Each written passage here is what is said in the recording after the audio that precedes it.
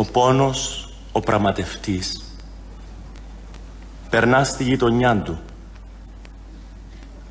Θωρεί το λιόντα γελαστό που κά στη λεμονιά του.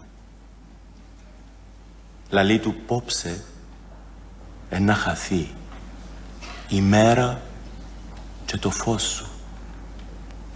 Μετέρτην εκατόφυλλο θα μείνεις μανιχός σου.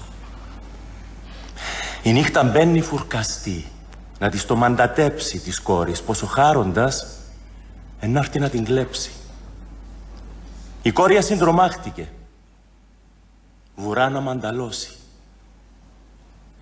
Στο μακρινάριν έμεινε κρυφτή για να γλιτώσει. Αχ, χρυσοπέρτικα, στο βράχο σ' ονειρεύτηκα. Με το μαχαίριν του ληστή θερίζει την ο χάρος. Ευτής εγίνην άφαντος ο σκοτεινός κουρσάρος. Πριχού να φύγει τη ψυχή, να φκεί που τη φωλιά της. Αγκάλιασεν τα γέννη το μωρό μες στην κοιλιά της. Μπαίνει της πόρτας όμορφος, ο λιόντας ποσταμένος. Με μια φωτιά πρωτόπλαστη ευρέθηκε ζωσμένος. Το άσπρο το φουστάνι της θωρεί το πορφυρένο κι αφήνει πας στα χείλη της φιλί μαλαματένο. Κοντά στην ερωθιάβαση με το φωνιάν παλεύκει.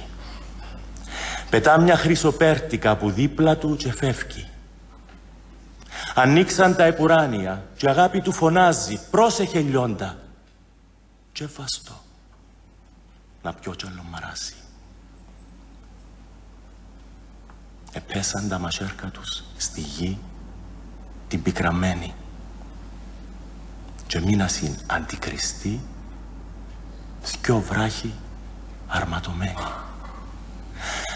Αχ, χρυσοπέρτικα, στο βράχο σε ερωτεύτηκα.